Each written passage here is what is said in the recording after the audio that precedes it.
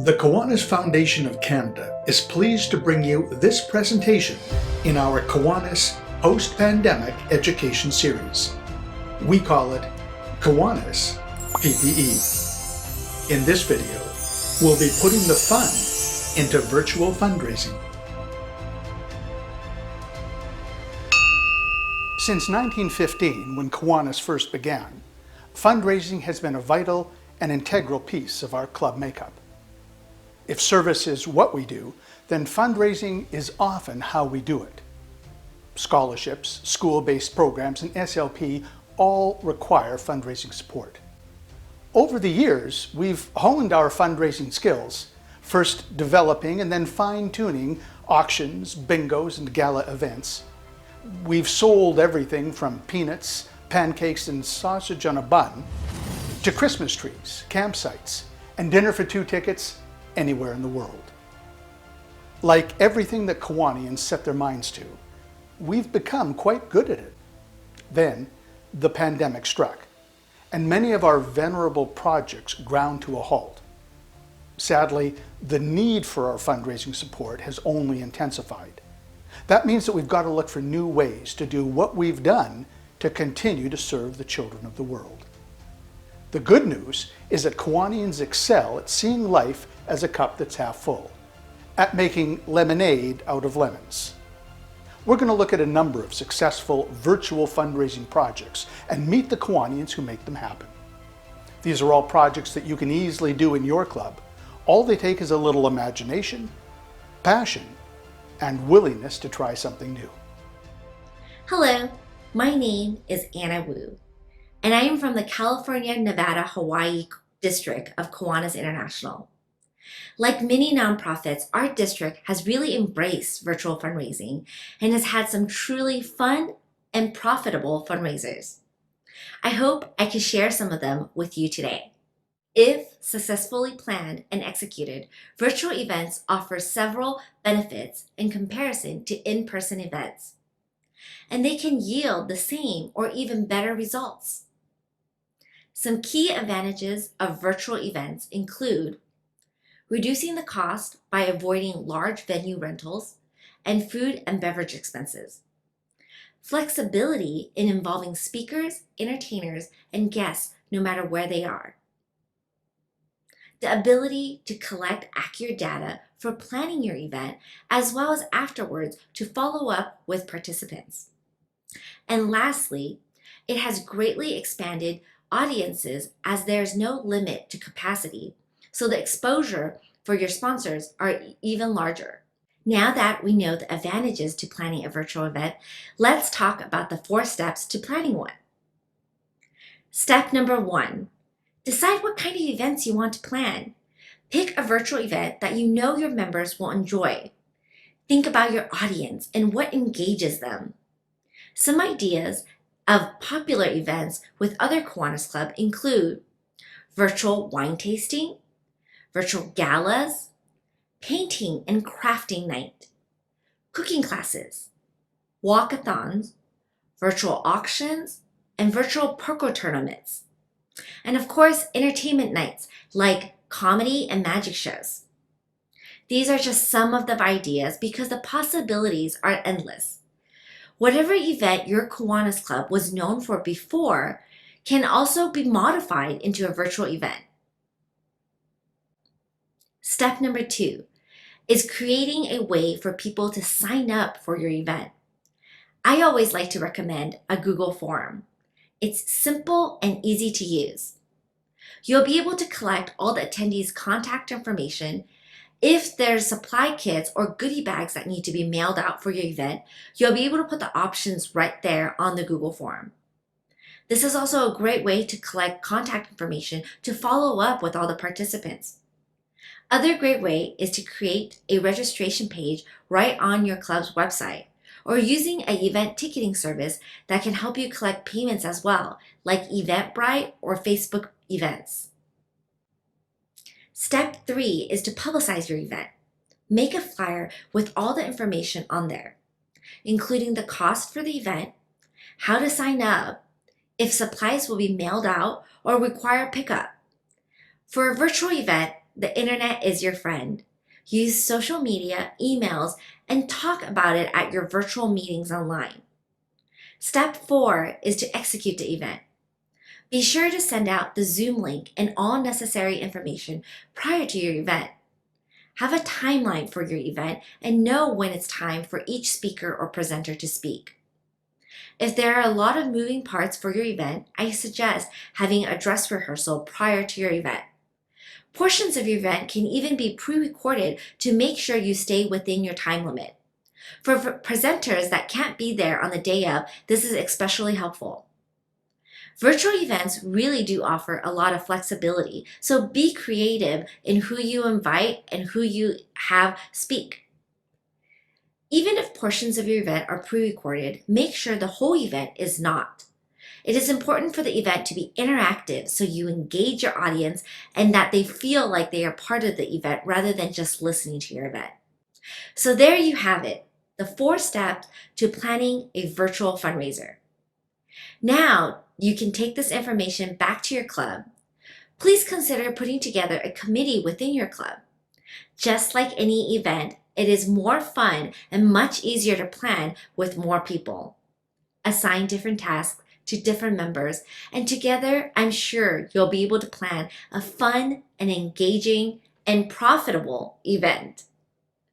I hope you found these tips useful, and I look forward to attending one of your virtual events.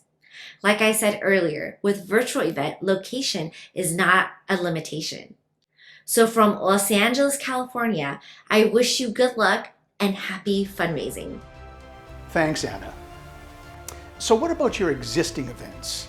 Those that have been on the books and placed on hold for a while. The Kiwanis Club of Brantford found themselves in just such a predicament. In early winter of 2020, my club was planning a fundraising event to be held in April, a dance with a silent auction. We had over 100 great prizes. We were ready for a successful event when COVID descended upon us all. The dance had to be canceled. Needless to say, we were disappointed but not defeated.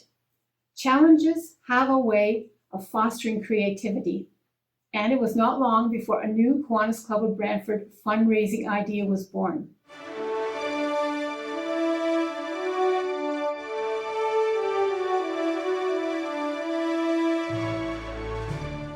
Plans were made for a new event to be held in May. It was called the Surprise Bag Drive-Thru, utilizing all the prizes we had collected for the dance. The cost of each surprise bag was set at $30. All the prizes were divided into 35 bags. Each bag had to have a minimum value of $35. Many bags were valued at $50, 2 bags at $75, and more than one at $100, holding a special prize. To advertise our fundraiser, a colorful flyer was created and sent to the members electronically. Everyone was encouraged to post the flyer on their social media pages and to forward it by email to family, friends, neighbors, colleagues, anyone that they could think of that might support our event. The flyer provided all the necessary logistics, plus a request to come prepared with the exact amount of $30 in an envelope to eliminate the need of handling money and making change. The event was held at our President-elect's home, which has a circular driveway, and signage was posted to set it up as a one-way drive-through. Now, if you're thinking of doing this project, the setup can easily be done in any available vacant parking lot. When the customers arrived, they were directed to stop at the welcome desk, but to stay in their cars. They were then greeted by a Kiwanian who was properly masked and gloved and invited to draw a number from the bowl, mindful of keeping a safe distance. The gift bag, corresponding with the number drawn, was then located and given to the customer. They were thanked for supporting our event, and then they moved on. The drive-through opened at 11 a.m., and 30 minutes later, we had to scramble to make a sold-out sign. Every bag had been sold within 30 minutes. The bonus was that many people who came after the bags were gone, generously gave us their $30 as a donation to support our fundraiser. The final amount raised from the project was $1,530. Other than the purchase of the bags and balloon decorations, there were no costs involved to run the project. Our surprise bag drive-through was declared a low-risk, high-reward, successful project that provided a hands-on opportunity for all the members of our club, and as always, we had a great time doing it. Joanne and her Brantford club creatively pulled a rabbit out of a hat in tough, challenging times. But what about finding a completely virtual solution to what used to be a long-standing fundraising event? For more than 40 years, the Kiwanis Club of Orillia has relied on a huge in-person auction to bring in as much as $80,000 to support their service projects. COVID-19 quickly put the brakes on their auction plans. Not to be thwarted, the Kiwanians turned their attention to a virtual online auction. Club President Mark Burns tells us how. Now, planning a virtual auction was completely uncharted territory for all of us, and there were many challenges along the way. There were major concerns that asking donors for auction items or donations during this time would be very difficult. Some of our members were hesitant to ask for donations from the people they normally would ask for. But luckily, as always, our community was extremely generous, and it really didn't turn out to be that big of an issue.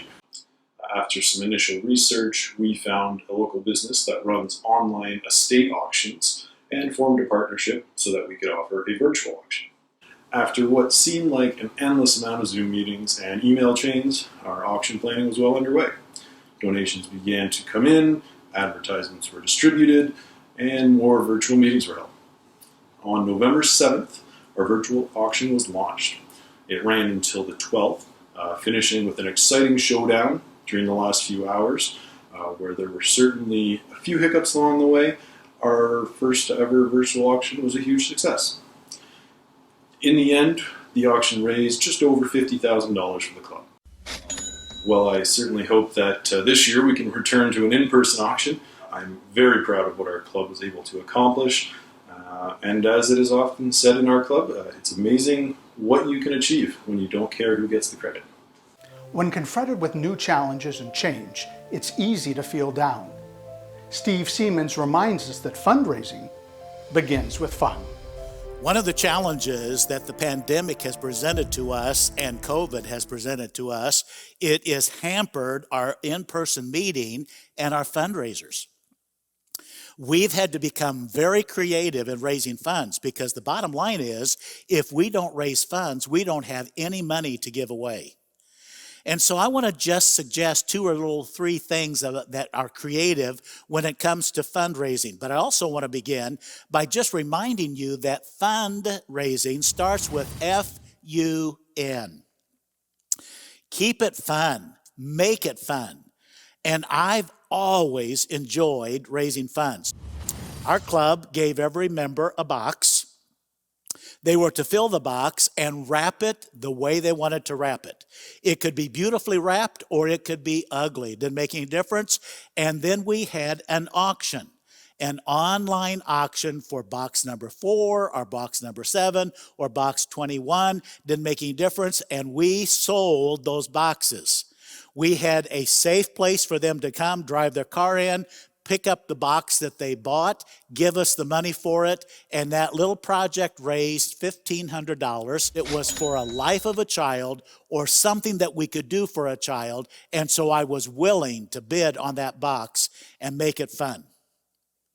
I was doing a presentation for a club in Colorado, and they did a virtual car show. That Kiwanis Club always did a car show. They couldn't do it because of the pandemic, but they did it virtually. They used Go Photo from Sioux Falls, South Dakota. They literally took pictures of their cars and they used it for a virtual car show. They have raised so far $12,000 in this program. So even though we're not meeting in person, there's things we can be doing virtually. Make it fun. Make it creative. Make it serious. Make it stupid. I don't care what it is, but do whatever you can to continue to generate those funds. Here's the deal. If we don't do it, we're going to get out of some habits that we don't want to get out of and stop doing some things that we don't want to do. And so it's important that even in this time of pandemic, we have fun raising funds. These sound simple, and they are, but they're effective and they work. So what are you going to do? How are you going to raise money to help those who need it most? The children of our communities. Here's a lemon, tart and acidic.